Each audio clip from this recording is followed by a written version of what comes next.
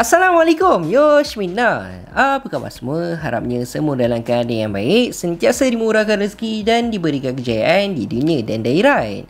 Okey, hari ni kita nak borak pasal apakah yang bakal berlaku dalam Jujutsu Kaisen Season 2 episod keempat. Yang mana untuk dalam episod yang lepas kita dapat tengok secara tiba-tiba misi untuk Geto dengan Gojo bagi menghantar Riko Amanai ke tempat Master Tengen dengan selamat telah pun berubah menjadi mimpi ngeri untuk mereka semua. Selepas secara mengejut diorang semua telah pun diserang oleh Toji Zenin sehingga menyebabkan Gojo Satoru seakan tak mampu untuk menandingi kekuatan Toji dan beliau seakan telah dibunuh oleh Toji. Malah apa yang lagi mengejutkan, misi mereka untuk memastikan keselamatan Riko Amanai daripada Toji malangnya mereka gagal. Jadi persoalannya, adakah Gojo Satoru masih lagi hidup dan akan kembali semula untuk membantu Geto bagi berhadapan dengan Toji ataupun tak? Sama-sama kita saksikan. Dan untuk dalam video kali ni memang totally 100% spoiler. So kalau korang tak suka dengan spoiler ke apa ataupun korang tak nak hilang rasa vibe hype tu untuk menonton episod 4 nanti, korang boleh skip video ni, ok? Jadi tanpa melengahkan masa, jom kita start sekarang. Episod keempat Jujutsu Kaisen bermula dengan selepas je Toji telah pun membunuh Riko Amanai. Geto buat apa lagi kan? Dia memang koyak gila lah dengan Toji dan dia terus melakukan serangan ke arah Toji menggunakan ke spirit beliau. Tapi Toji dengan mudah je dapat mengelak serangan tersebut dan Toji terus je explain pasal ke spirit yang ada bersama dengan beliau, yang mana rupanya ke spirit yang ada dekat leher Toji itu sebagai tempat menyimpan senjata-senjata Toji. Malah apa yang membuatkan Gojo tak dapat sedar akan serangan mengejut yang telah dilakukan oleh Toji? Kalau beliau mempunyai ke spirit bersama dengan dia, rupanya Toji simpan ke spirit tu dalam perut dia dengan cara ke spirit tersebut berubah menjadi kecil dan hal tu membuatkan Toji seakan invisible. Kalau ikutkan memanglah Toji boleh je terus bunuh Riko Amanai, tapi agak berisiko kalau dia buat macam tu untuk berhadapan dengan pengguna Sisai. Lalu Geto terus suruh Toji diam dan dia tak nak dengar pun apa yang Toji cakap. Cumanya dia hanya nak tahu macam mana Toji boleh tahu tempat masuk situ, sebab diorang dah memang pastikan tak tinggalkan jejak langsung. Dan Toji pun balas, manusia bukannya hanya tinggalkan curse energy semata je, sebagai contoh jejak tapak kaki. Lepas tu Geto pun tanyalah, kalau ikutkan patutnya ada seorang lagi orang perempuan, dekat mana dia sekarang? Dan Toji pun balas, mungkin dia dah mati. So Geto pun terus dia cakap, kalau macam tu kau mati. Lalu Geto terus melancarkan serangan terhadap Toji, tapi Toji dengan mudah je membelah ke spirit Geto. Padahal kalau ikutkan Rainbow Dragon Geto tu mempunyai kulit yang paling tebal. Dan tak lama lepas tu satu lagi ke spirit Geto yang macam perempuan tu terus dia cakap, "Hey, adakah aku cantik?" Dan Toji terus dia balas, "Kau bukannya teks aku."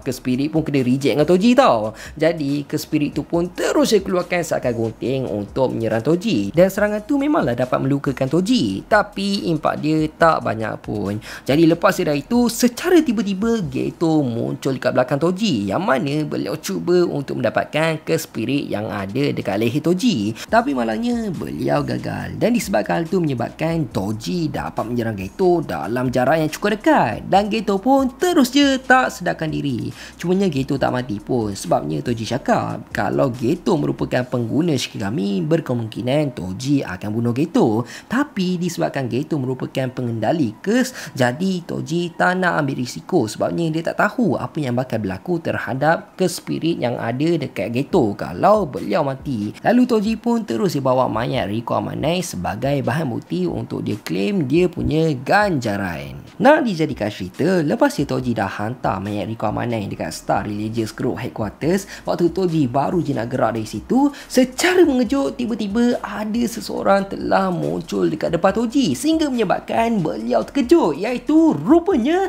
Gojo masih lagi hidup. Dan tanpa disangka, segala luka yang ada dekat tubuh Gojo hasil daripada serangan Toji telah pun disembuh menggunakan reverse curse teknik. Dan Gojo pun cakaplah dekat Toji, "Kau dah kalah, sepatutnya kau kena pancung kepala aku terus, dan kau kena tikam kepala aku menggunakan curse tool, bukannya pisau biasa je." Lalu Toji pun balas lah, "Kalah? pertarungan baru je bermula. Sambil tu Toji terus mengeluarkan kestul beliau untuk berhadapan dengan Gojo. Sambil tu kelihatan Gojo terus ketawa besar dan beliau cakap, "Ya, memang betul. Betul sangat apa yang kau cakap tu." So kiranya bermulalah pertarungan second round di antara Gojo Satoru menentang Toji Zenin. Jadi lepas dari itu pun Toji terus bertindak dengan cukup pantas untuk melakukan serangan. Tapi Gojo dengan mudah je telah mengelak serangan tersebut sambil Gojo telah pun terapun ke udara dan Gojo terus melancarkan satu serangan yang cukup padu ke arah Toji, iaitu curse teknik reversal raid, sehingga menyebabkan Toji telah pun tercampak jauh dari sana. Tapi relax guys, pertarungan di antara Gojo menentang Toji tak habis macam tu je, yang mana Toji masih lagi boleh bangun. Cumanya akibat daripada serangan Gojo menyebabkan badan Toji sakit sangat dan Toji terus mengeluarkan satu senjata yang baru bagi berhadapan dengan Gojo. Tapi tak lama lepas tu, tiba-tiba Gojo terus muncul ke depan Toji sambil terapun ke udara. Awalnya Toji masih lagi yakin yang beliau mampu untuk menewaskan Gojo. Lalu Gojo pun cakaplah dalam hati beliau, dia minta maaf dekat Amanai. Dia tak pernah pun marah dekat Amanai. Dia tak pernah rasa berdendam pun dekat orang. Buat masa sekarang dia rasa semuanya okey je.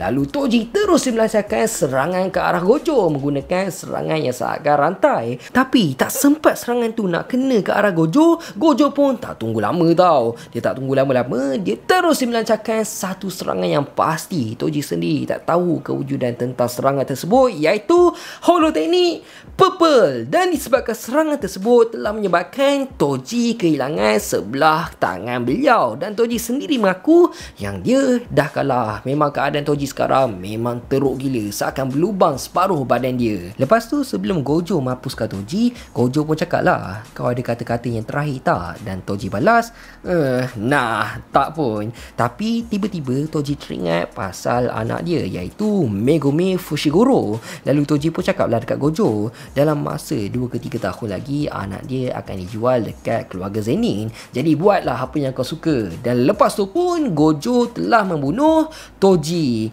So tamatlah pertarungan di antara Gojo menentang Toji. Lepas dari itu Gojo pun pergilah ambil mayat Riko Amane semula. So dekat sini kalau ikutkan Toji boleh je bunuh Gojo dengan Geto waktu dalam first round. Tapi malangnya Toji telah pun membuat kesilapan yang cukup besar dan kesilapan tu memang memakan diri beliau dengan beliau tak menikam kepala Gojo menggunakan kestul dan dia tak pancung kepala Gojo terus. Kiranya situasi Toji dengan Gojo ni lebih kurang sama je macam situasi Thor dengan Thanos dalam Avengers Infinity War. Tambahan, bermula dari sinilah merupakan starting point perubahan untuk Geto Suguru. So semuanya akan berubah bermula dari sini.